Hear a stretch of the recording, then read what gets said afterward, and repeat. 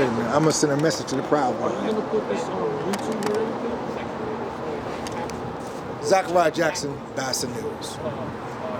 You know, we at the hours, 8 o'clock tonight, we're in, votes coming in. I'm hearing maybe it'll be 2 days to 2 weeks before we know who's gonna be the next president of the United States. My message right here in front of the New Jersey Prudential Center.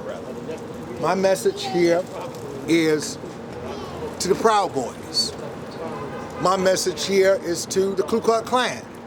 My message here is to the neo-Nazis, or whatever you may call yourselves.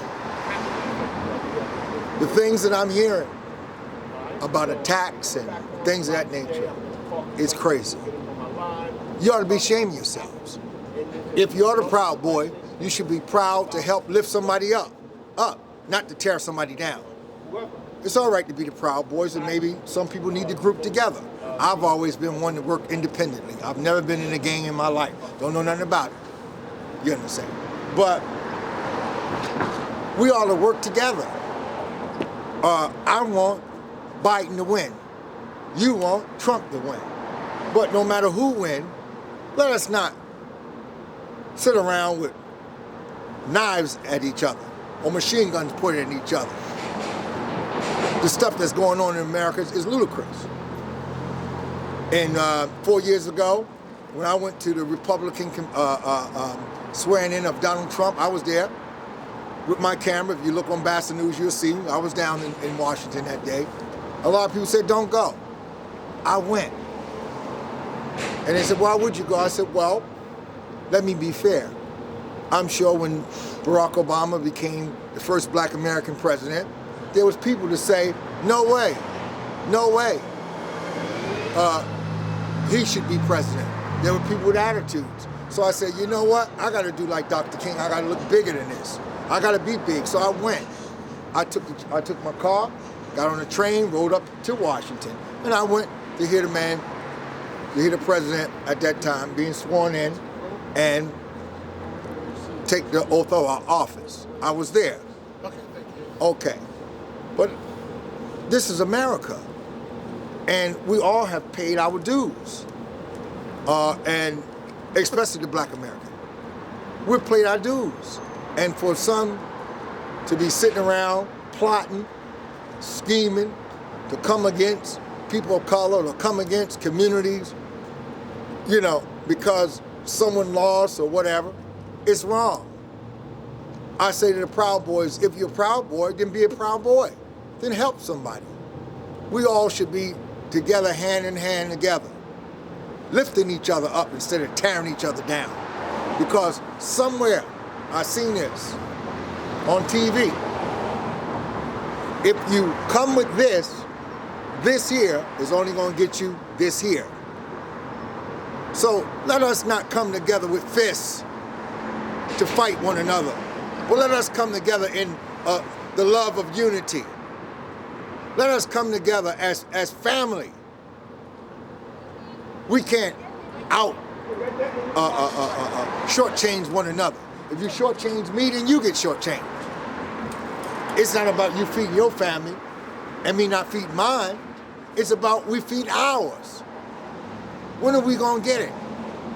All these little, today you don't have to go to the library, go to YouTube, and you look at the poor black people down south that was singing "We Shall Overcome," marching over the Edward Pettus Bridge in Alabama.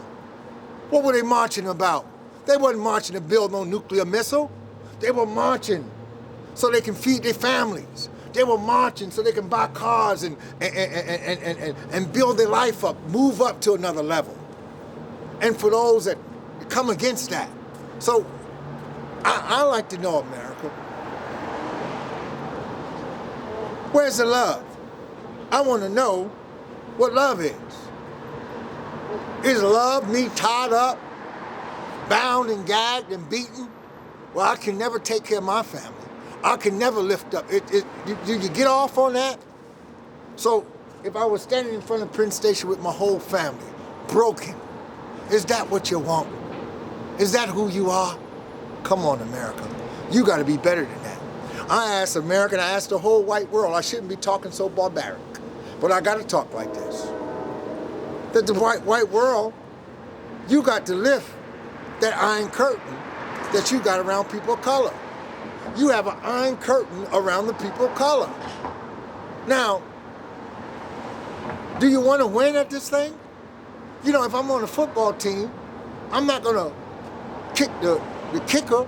I'm not going to knock the quarterback down. I'm going to protect the quarterback. When is this thing going to come to an end? We got to lift ourselves up together. It's not black, brown, red, yellow. It's all of us together under one umbrella. A hungry child is a hungry child, no matter where you're at. You think because I'm a black American, I want to walk one day and see a hungry white child with his stomach hanging out, destituted, broken down, just because he's white? Am I going to get off on that? That's not who I am. And I'm sad that American people, those that's on the other side, is willing and want to believe that. That's not who we are. But at the same time, we got to protect ourselves too. We got to learn to do this thing different. We're flying in hostile territory. But guess what? God is the author of everything. We ain't no fools. And we're going to keep on working, no matter how this thing turn out. Or we're going to keep on working. We're going to keep on working. We're going to band together. We're going to band together. And we all must come together. I would like the white, brown, red, and everybody else, green, and everything come together. Whatever these labels. Because in God's sight, we all human beings.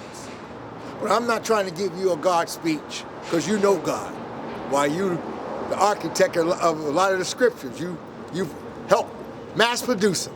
So you know what's in the Bible. You know what's in the Quran. You know what's in the Torah. But what's in your heart? You can't judge a man by the Bible. If you could, you would judge a good man. If you judge a man just by the Quran, you would judge a good man. Why, if you went to the Moses book, the Torah, you just judged the man that had the Torah, you would say, oh, he's a good man. He has all those characters within himself. But we know that that's not true. We have to judge a man by his character and what he does. I leave you at this point, and I say, no matter what happened tomorrow, no matter what happened after 8 o'clock tonight, when all the polls shut down, we all have to live together. God bless you. God bless you. And again, I can never get rid of this phrase from I call him my adopted cousin, because his last name is Jackson, it's mine. Reverend Jesse Jackson. Keep hope alive. Bless you.